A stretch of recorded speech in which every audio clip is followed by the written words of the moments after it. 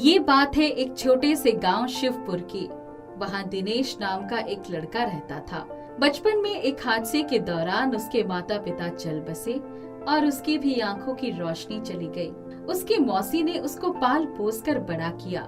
एक दिन दिनेश ने फैसला किया कि वो शहर में जाकर रहेगा और कुछ भी करके अपना गुजारा करेगा। मौसी, मैं शहर जाना चाहता हूँ। बेटा दिनेश, तू शहर क्यों जाना चाहता है? वहाँ तेरा ध्यान कौन रखेगा? और बेटा तू जो सुबह सुबह भजन गाता है, उसको सुनकर ही तो मेरी सुबह होती है। मैंने सुना है कि शहर में हम जैसे अंधे लोगों के लिए भी कोई ना कोई काम मिल ही जाता है। यहाँ गांव में तो मैं दिन भर बस गाता ही रहता हूँ। क्या गाना गाकर हमारा गुजारा चल जाएगा मौसी? बेटा तो क्या हुआ, तू गांव में ही रह। जिस तरह भगवान ने अब तक चलाया है, आगे भी हमारी गुजर बसर हो जाएगी। ठीक है मौसी, जैसा तुम कहो। ऐसा कहकर दिनेश सोने के लिए चला जाता है। आधी रात को जब सारा गांव सो रहा था तो दिनेश चुपके से उठता है। दिनेश अकेला ही शहर की तरफ चल पड़ता है और वो पैदल ही शहर पहुंच जाता है। दिनेश को भूख भी लगने लगी थी। उसके पास कुछ पैसे थे तो वो कुछ खाने की तलाश में चल देता है। क्या यहाँ पर कुछ खाने की दुकान है? एक आदमी दिनेश से पूछता है। क्या तुम्हें खाने की दुकान पर जाना है? हाँ भाई, मैं देख नहीं सकता, इसीलिए क्या तुम मुझे वहाँ तक छोड़ सकते हो? क्यों नहीं, मेरा हाथ पकड़ लो, मैं तुमको वहाँ तक ले चलता हूँ। वो आदमी दिनेश को थोड़ी दूर ले चलता है। लाओ, मुझे पैसे दे दो, मैं तुमको यहाँ पर खाने के लिए ला देता हूँ। वो आदमी दिनेश के पैसे लेकर चला जाता है, लेकिन वापस नहीं आता। हे भगवान, वो आदमी अभी तक नहीं आया। कहीं वो मेरे पैसे लेकर तो नहीं चला गया? मेरे पास तो और पैसे भी नहीं है। अब मैं उस आदमी को ढूंढने कहाँ जाऊँ? दिनेश कुर्सी से उठता है और चलते चलते सड़क के किनारे पहुंच जाता है। सामने से एक गाड़ी बहुत तेजी से आ रही थी कि तभी एक हाथ दिनेश को पकड़ लेता है। अरे भाई, अंधे हो क्या? अभी वो गाड़ी वाला तुमको उड़ा कर चला जाता। हाँ भाई, अंधा ही हूँ। क्या? देखो भाई, मुझे माफ करना, मैं नहीं जानता था कि तुम नहीं देख सकते हो। लेकिन तुम यहाँ क्या कर रहे हो? भाई, एक आदमी मेरे पैसे लेकर चला गया। मैंने उसको कुछ खाने के लिए अपने पैसे दिए थे। फिर दिनेश कमलेश को अपने बारे में बताता है। सब कुछ जानने के बाद कमलेश दिनेश को अपने साथ अपने घर ले जाता है और उसको खाने के लिए भी देता है। देखो दिनेश, मैं भी यहाँ पर अकेला ही रहता हूँ। अगर तुम चाहो तो मेरे साथ रह सकते हो। क्या मुझे कोई काम मिल सकता है? हाँ, पर यहाँ तो अच्छे खासे लोग भी खाली घूम रहे हैं।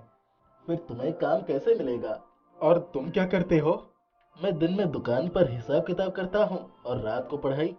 मैं बैंक मैनेजर की नौकरी की तैयारी कर रहा हूँ। दिनेश और कमलेश इसी तरह बात करते हुए कुछ देर बाद सो जाते हैं। अगले दिन सुबह कमलेश अपने काम पर जाते हुए दिनेश से कहता है। देखो दिनेश, मैंने खाना बनाकर रख दिया है, तुम दिन में खा लेना। ऐसा कहकर कमलेश वहाँ से चला जाता है। दिनेश भी कुछ देर बाद बाहर जाता है। वो सोच रहा था कि वो क्या करे। वो लोगों के पास काम मांगने जाता, लेकिन जैसे ही लोगों को पता चलता है कि वो देख नहीं सकता, तो लोग उसको काम के लिए मना कर देते हैं। अब मैं क्या करूं? मुझे तो कोई भी काम नहीं दे रहा है। अब मैं गांव भी क्या मुंह लेकर जाऊंगा? थका हारा दिनेश वहीं पर बैठ जाता है। थोड़ी देर में वो घर पहुंचता है। कमलेश भी घर आ चुका था। दोनों दोस्त खाना खाकर कुछ देर बात करते हैं। फिर दिनेश सो जाता है और कमलेश पढ़ाई करने लग जाता है। कमलेश को यही समय मिलता था पढ़ने के लिए। अभी कमलेश को कुछ ही देर हुए थे पढ़ते हुए कि लाइट चली।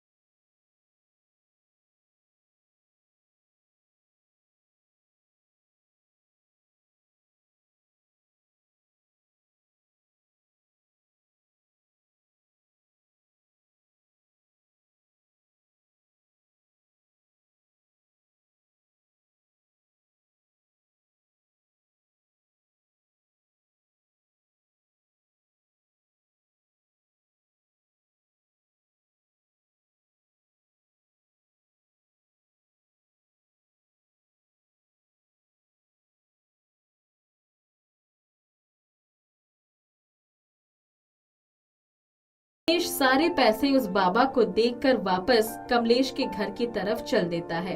फिर दिनेश कमलेश को दिन की सारी बातें बता देता है। अच्छा दिनेश बता, तो क्या सच में इतना अच्छा गाना गाता है? ये तो पता नहीं, लेकिन मौसी भी ऐसा ही कहती थी कि मेरा भजन सुनने से ही उनकी सुबह अच्छी होती है।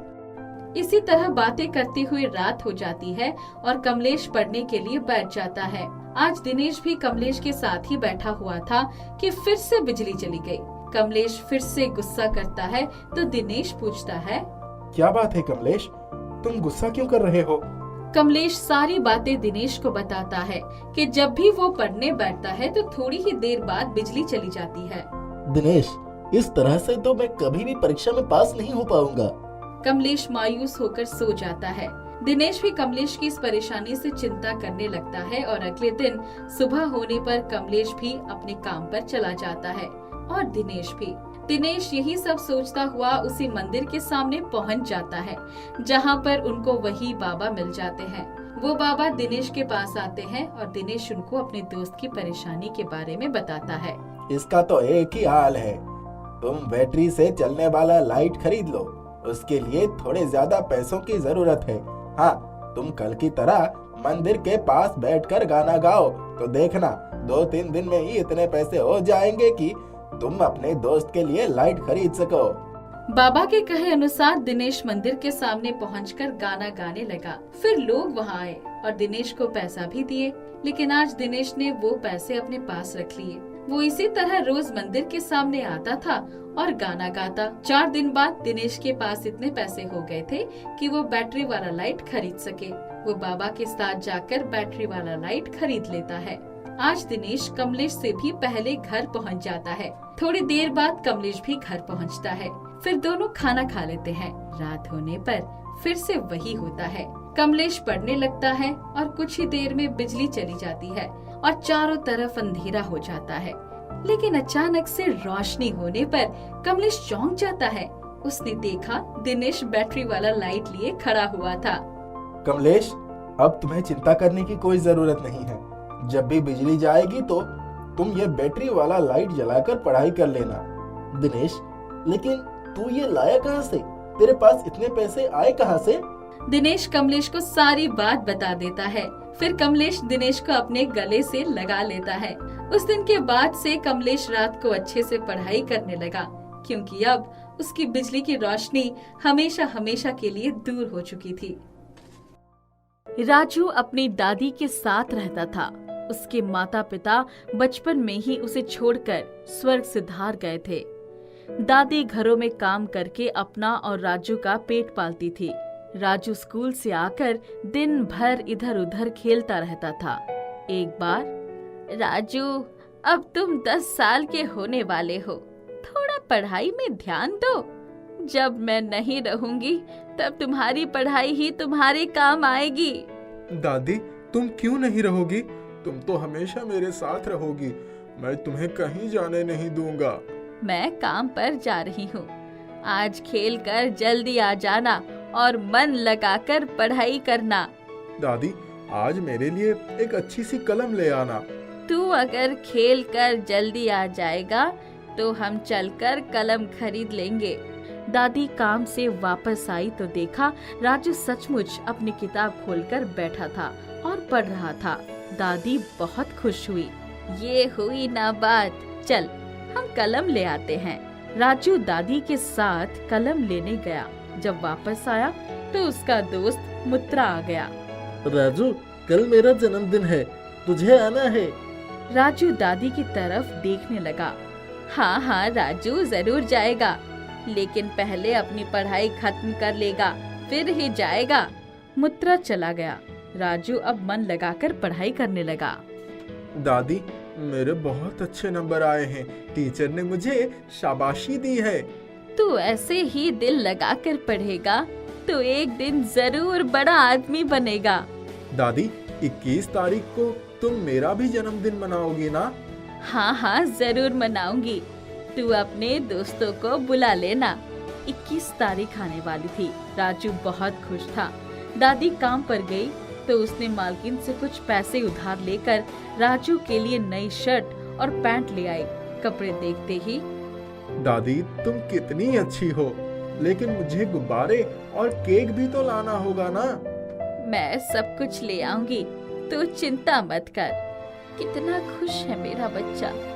इसके माँ बाप होते तो इसको कितना सुख मिलता। मैं अभागी इस बच्चे को छोटी छोटी इच्छाएं भी कितने मुश्किल से पूरा कर पाती हूँ। उसके जन्मदिन वाले दिन दादी ने छुट्टी ले ली थी और सुबह से ही पूरी सब्जी खीर सब तैयार कर लिया था। राजू के दोस्त शाम को आए। राजू ने नए कपड़े पहनकर केक काटा। सबने तालियां बजाई, खाना पीना हुआ। उसके दोस्त उसके लिए कुछ न कुछ उपहार भी लाए थे। राजू उस दिन बहुत खुश था। दादी जब मैं बड़ा हो जाऊंगा तब तुम्हें बहुत खुश रखूंगा। तुमने मेरे लिए कितनी मेहनत की है। तेरे सिवाय मेरा है ही कौन। तू खुश रहे, बस यही तो चाहती हूँ। राजू सोने गया तब नींद आंखों से कोसों दूर थी। बार बार अपने उपहारों को खोलकर देखता रहा। राजू अब मन लगाकर पढ़ाई करने लगा था। अचानक ही वो बहुत समझदार हो गया था।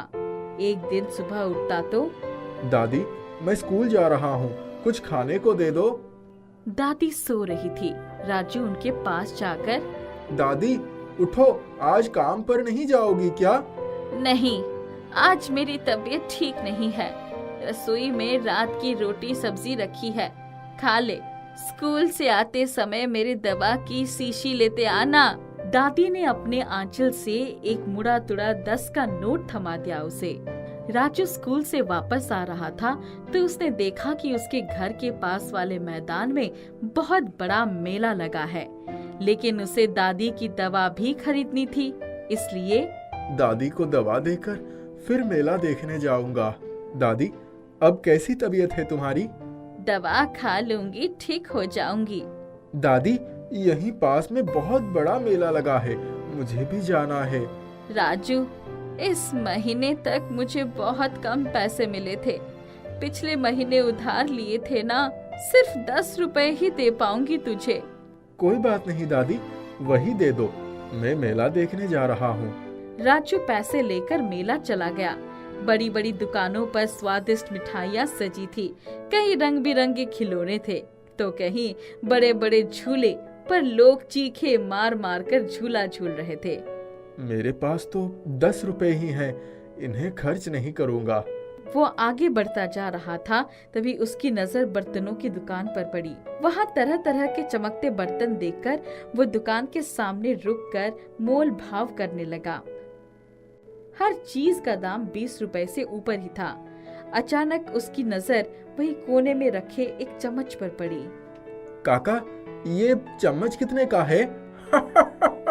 तुझे इतने बर्तनों में से ये बर्तन ही पसंद आया? तुझे चाहिए ये? हाँ, पर कितने का है? तू इसे ऐसे ही ले जा, इसकी कोई कीमत नहीं लूंगा तुझसे। राजू ने बड़ी खुशी खुशी चम्मच ले लिया। उसने एक किताब कॉपी की दुकान से अपने लिए एक कॉपी खरीद ली और घर गया। मेले से कुछ खरीद कर खाया तूने?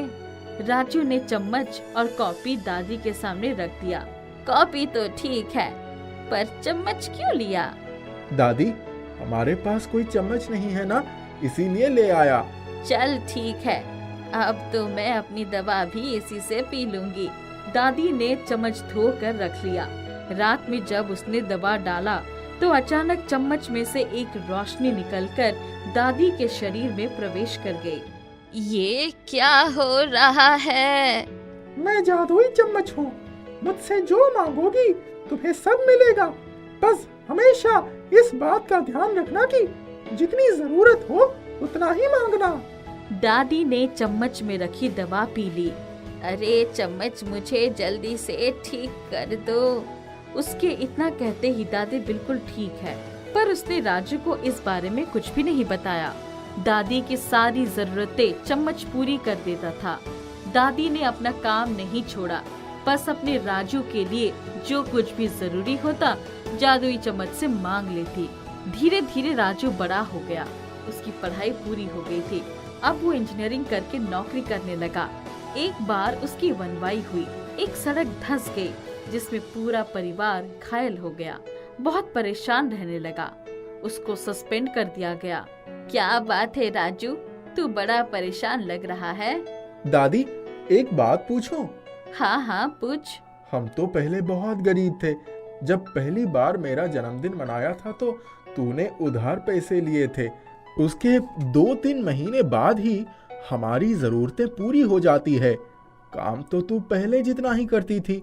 हाँ बेटा, इस बात को काफी समय बीत गया।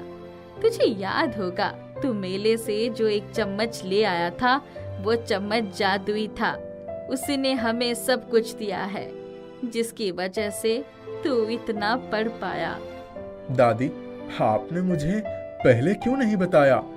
बेटा, जादुई चम्मच की शर्त थी कि बिना जरूरत या किसी को नुकसान करने की मांग करने पर वो एक बार इच्छा तो पूरी करेगा, परंतु उसके बाद उसका जादू हमेशा के लिए खत्म हो जाएगा। दादी, मैं इस समय बहुत परेशान हूँ। मेरे ऊपर बहुत बड़ी मुसीबत आ गई है। एक बार इस समस्या का हल मिल जाए तो मैं कभी किसी ठेकेदार की बात नहीं मानूंगा। तू एक बार चम्मच मुझे दे दे। दादी ने चम्मच लाकर उसे दे दिया। राजू चम्मच लेकर ऑफिस चला गया। ए जादुई चम्मच, मेरे ऊपर जो भी आरोप हैं उन्हें किसी तरह निपटा दो। मेरी नौकरी मुझे वापस दिला दो। तुरंत ही उसकी बहाली की सूचना आ गई। राजू बहुत खुश हुआ। दादी को अब जादुई चम्मच का क्या काम? मुझे तो हमेशा इसकी जरूरत पड़ती रहती है। उसने चम्मच उठाकर अलमारी में रख दिया। घर में अब किसी चीज को लेकर कोई कमी नहीं थी। बहुत दिनों के बाद एक दिन जब उसने किसी काम से अलमारी खोली तो उसकी नजर जादुई चम्मच पर पड़ गई। ए जादुई चम्मच, मेरी शादी के लिए एक अच्छी सी लड़की दिलवा दो। राजू, अब मेरी जादुई शक्ति तुम्हारे किसी काम का नहीं है। तुम्हारी बनवाई हुई सड़क पर दुर्घटना के दौरान 4 लोग घायल हुए थे। वो आज भी अपाहिज होकर अपनी जिंदगी गुजार रहे हैं। तुम्हारे लिए सबसे अच्छा यही होगा कि मुझे उनके पास पहुंचा दो, जिससे वो लोग अपनी सामान्य जीवन जीने लगेंगे और तुम्हारी गुनाह भी कम हो जाएगा। तुम्हें उनसे माफी भी मांगनी चाहिए। ओह, मैंने तो ये कभी नहीं सोचा था। मैं अभी जाकर ये चम्मच उन्हें दे देता हूँ। राजू ने तुरंत अपनी फाइल से उनका पता निकाला और उनके घर पहुंचकर उनको सारी बातें बताई। जादुई चम्मच की शर्तें भी बताई। हाथ जोड़कर माफी भी मांगी। ये जादुई चम्मच आपको आपकी खोई हुई खुशियाँ लौटा देगा। मैं चलता हूँ। घर आकर उसने जब दादी से सारी बात बताई तब, तुमने बहुत अच्छा किया। अब मैं धूमधाम से तुम्हारी शादी कर सकती हूँ। राजू ने अब कभी भी कोई गलत काम ना करने की कसम खा ली थी। नागपुर नामक गांव में संगीता नाम की लड़की रहती थी। संगीता, बेटा चल, अब खेलना कूदना बंद कर और आकर मेरे पास बैठ। क्यों माँ, क्या हुआ? बेटा, मैं चाहती हूँ तुझे सब कुछ आए। तू घर का भी सारा काम जाने और बाहर का भी। इसलिए अब से मैं जब भी खाना बनाने बैठूंगी, तू मेरे पास आकर बैठना और देखना मैं कैसे खाना बनाती हूँ। ठीक है माँ। संगीता की माँ जब भी खाना बनाती थी, संगीता बगल में बैठकर उन्हें देखा करती थी। एक दिन संगीता की माँ उसे पकोड़े बनाना सिखाती है। चल संगीता, आज मैं तुझे पकोड़े बनाना सिखाती हूँ। संगीता मन लगाकर पकोड़े बनाना सीखती है। माँ, क्या मैं भी बनाऊं? अभी नहीं बेटा, आज सीख ले, फिर कभी बनाना। ठीक है माँ, जैसे आप कहें। कुछ दिनों बाद संगीता की माँ वापस से पकोड़े बना रही थी। माँ, आज तो मैं पकोड़ा बना कर रहूंगी। अच्छा अच्छा ठीक है, तू ही बना। संगीता पकोड़े बनाती है। माँ, इसे खाकर देखिए कैसे बना है। वाह बेटा, ये तो बहुत ही ज्यादा स्वादिष्ट है।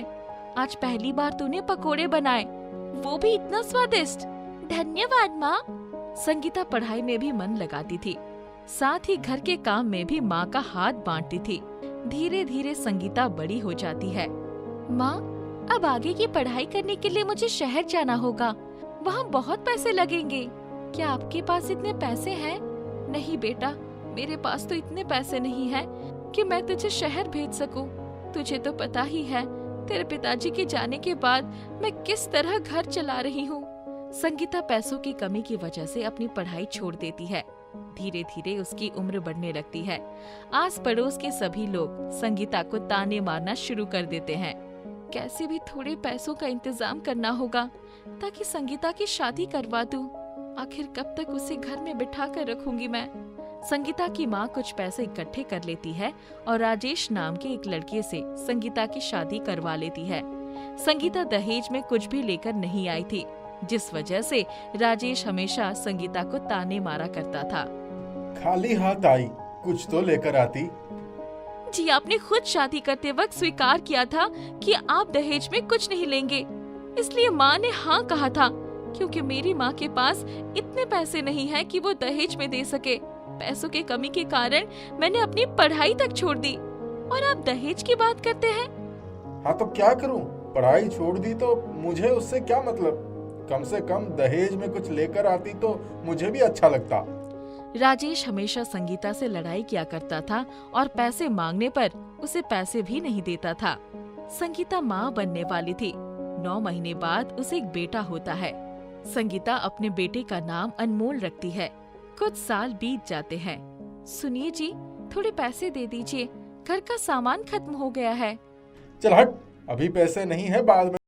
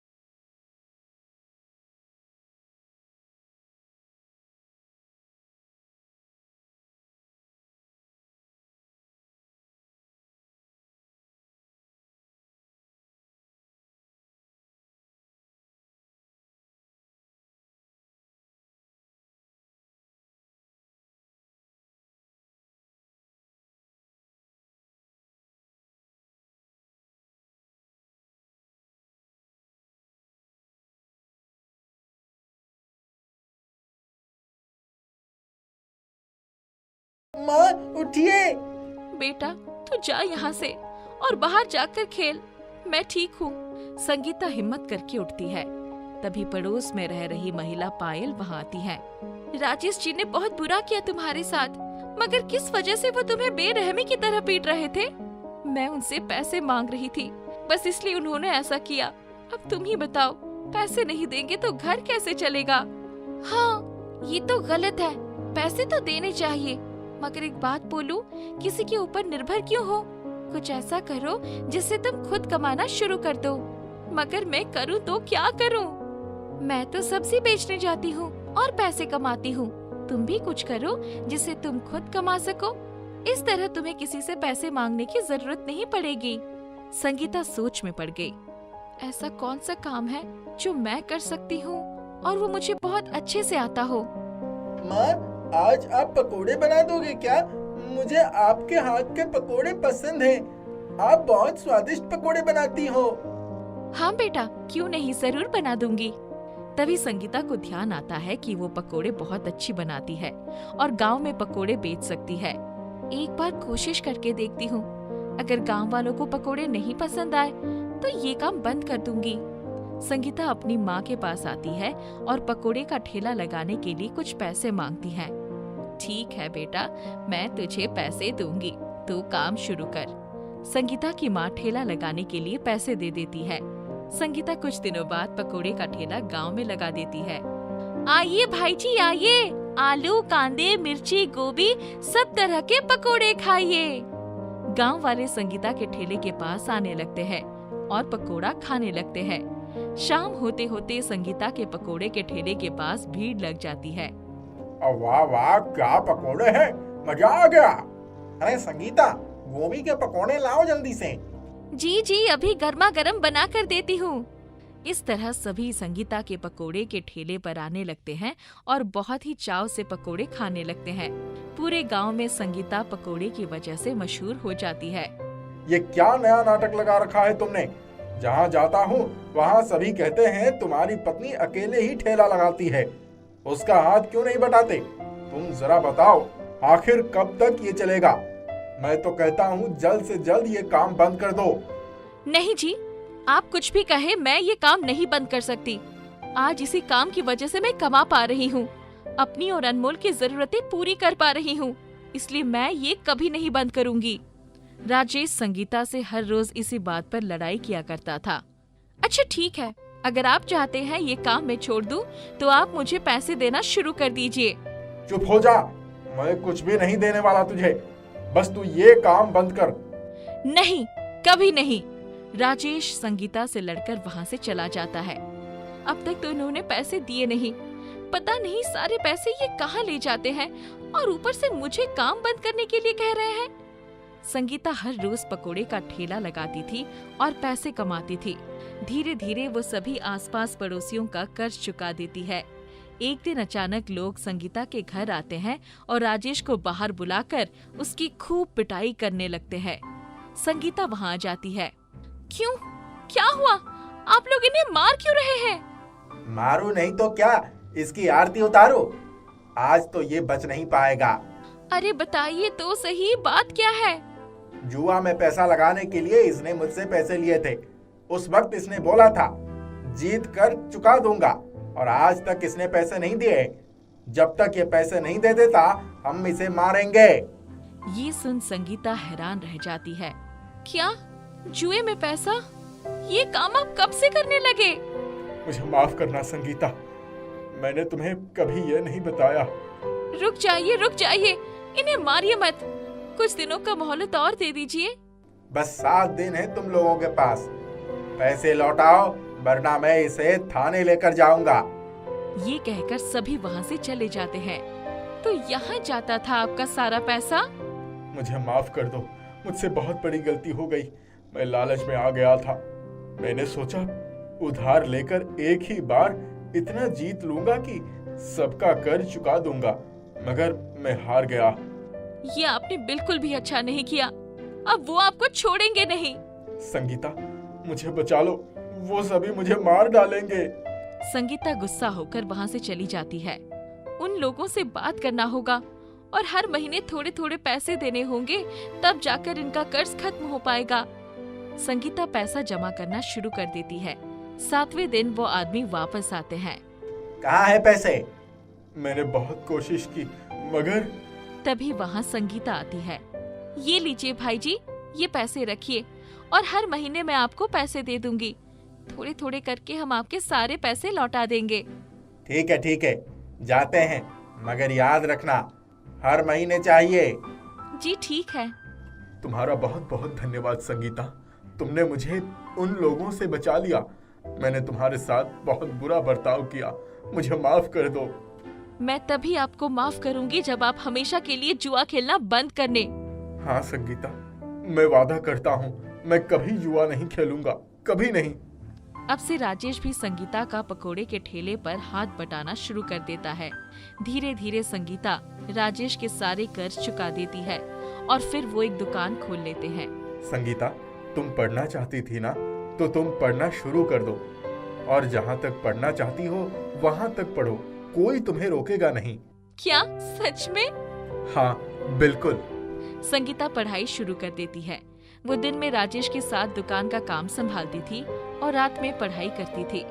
इसी तरह संगीता काम के साथ साथ अपनी पढ़ाई भी शुरू कर देती है और खुशी खुशी अपने परिवार के साथ रहने लगती है।